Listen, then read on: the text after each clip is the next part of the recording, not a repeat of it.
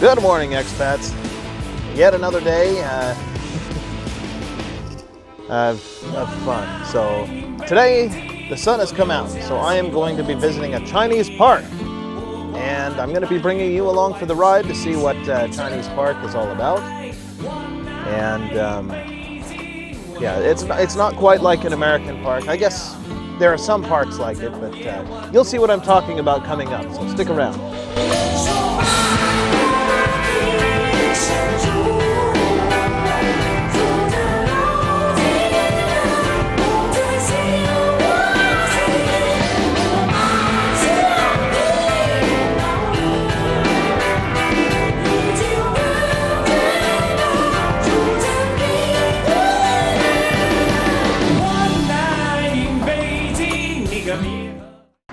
Okay, as with anything, I figure the best place to start is by going through the gate. So here is the gate that we will be entering through for Beigushan Park.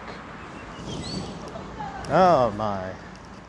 So something you'll notice about Chinese parks, they're set up a little different. If you're from the United States, then unless you're thinking of like Central Park or something like that, most parks are set up with little kids in mind, with all kinds of, slides and playgrounds and that sort of thing. Maybe a big field or a place to play baseball or something like that. Chinese parks are not meant for that. They're primarily a place for enjoying beautiful scenery, a place to get away from the typical urban life that you experience here in China. So a lot of times when you come to the park, you'll see little pagodas like this one over here, or old style Chinese bridges like the one that we just walked across, or just tables, old people sitting playing cards, maybe people practicing instruments or practicing martial arts or doing exercise, that sort of thing. It's really just a place to get away from city life.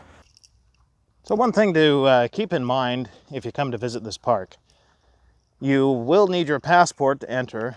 And to go see the really good stuff, you got to pay, to see the good stuff, you have to have your passport. And you're going to need 30 RMB for a ticket. So that gets you in to be able to go up the mountain to see whatever it is they built up there. I understand there's 2 buildings that are built in ancient style that should look very nice. And just if you happen to find this video sometime in the in the future, I'm filming this during the COVID-19 epidemic or pandemic or whatever it is, and I've gotten used to them being scared that I'm American because there's so many cases in the United States, and I've seen that change. Now, their big concern is not that I'm American, they just want to know if I've been to Beijing. So that's kind of a funny development here. It's just everybody's afraid of Beijing because they've had a little outbreak over there, but I haven't been in Beijing in a long time, so nope. So, the park features a temple, what they call the Iron Pagoda, and a viewing platform all up in the top of this little mountain. They call it, of course, the North Strong Mountain, as we mentioned before. And there's a lot of steps, stone steps that lead up the mountain. So, be prepared for that. It's, I don't know that it's a really serious hike, but it's a lot of steps. Probably more than what most people take every day, but good chance to get some exercise anyway. So part way up, you're going to be left with a choice. Do you go to the stone or the Iron Pagoda, or do you go to Beigu Tower?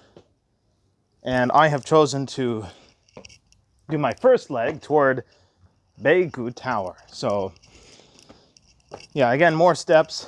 They just go in the opposite direction, which means I guess I'll come back down and go back up again when I want to go see the Iron Pagoda. Should be interesting though. Well, I believe I'm at the base of Beigu Tower, and pardon my Chinese again, but arriving here, it leaves with a very nice view of the city skyline here in Zhenjiang. Zhenjiang is really not that big of a city as far as Chinese cities are concerned, but you can see that even small cities in China are actually quite large. Yeah, it's certainly a very nice photo opportunity for the city skyline. Definitely worth coming up just even for this. So, yeah, pretty cool. Well, I believe I found the way into Beigou Tower, and of course it's guarded by lions. Step through the gate. Ah, beautiful courtyard. Here's something very interesting. I've always thought that these dragons and things sticking out of buildings in ancient style Chinese buildings looked a lot like some of the things that I've seen in South America. Some of the ruins down there. I don't know if there's any connection there. I'm not an archaeologist or anything, but or an anthropologist, but it is interesting that on both sides of the world they have similar things. They certainly look interesting. Yeah. Anyway, I better continue on into the tower. Well, the first thing that I'm greeted with upon entering the gate or the door for Beigou Tower is a lovely courtyard with a couple of trees and some lanterns. And it looks like right across the way is a tea hall. Let's have a look at what we've got in here. Yeah, very beautiful old style vases. I'm sure they're not actual antiques. The chairs, I recognize these because in a lot of traditional Chinese homes, they have these wooden chairs. To me, they look very uncomfortable, even if they do look pretty. To me, they just seem very uncomfortable. I like a good old-fashioned couch like we've got in America with a lot of padding. Maybe something that reclines. Maybe that's just because I'm lazy, I don't know. Chinese people, they're not lazy, you know, you don't want to be sitting too long. But yeah, very lovely. Well, a quick step through this little gateway into a little courtyard here, and we are greeted with a lovely view of the actual Beigou Tower. And of course you can go inside. Very nice little courtyard here. Oh look, there's English writing. I wonder what it has to say. Okay, so you can actually go up into the tower, but to do so requires wearing special protective shoe covers. As it turns out, according to the sign, yeah, there was a tower here anciently, but I think this one was built in like 2010, so. But it was built in the same style. According to the sign, they didn't even use nails in the construction, so very impressive. Built with teak wood. Yeah, very, very interesting. Lots of stairs again. I haven't had to take a lot of stairs in a while. If you can tell, I'm a little bit out of breath as a result.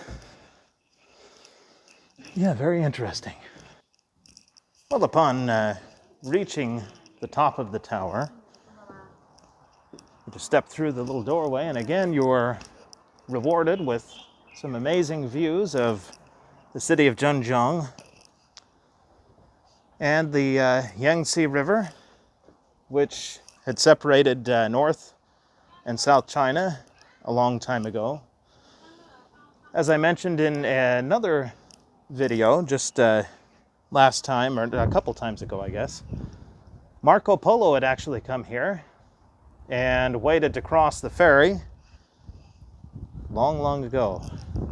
Yes, here is the same river that Marco Polo would have been waiting to cross. I don't know if it looks the same today as it did back then. Obviously, the scenery, the skyline and everything doesn't, but and I don't even know if this tower, I'm sure they based the construction and the appearance of it off of things that still exist from the time period and old paintings. So maybe it looks like what he would have seen if he had been here, but Yeah, definitely just the view alone is well worth coming up here and paying the 30 RMB, so pretty cool. Next I'm going to climb back down and I guess we'll find out what the Iron Tower is, or the Iron Pagoda. So before we get to the Iron Pagoda, the first stop is actually going to be Ganlu Temple.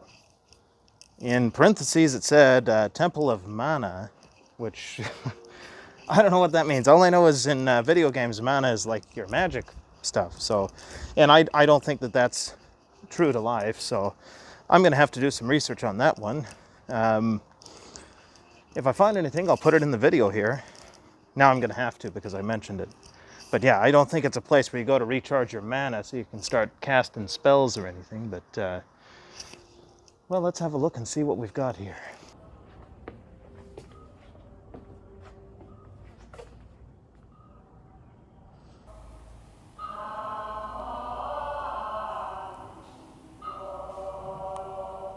All right, Ganlu Temple, all finished. Very beautiful and nice atmosphere. I don't know if you'd call that good chi or whatnot, but yeah, Temple of Mana. I guess my mana has been restored and I'm ready to cast some spells. So now on to the Iron Pagoda.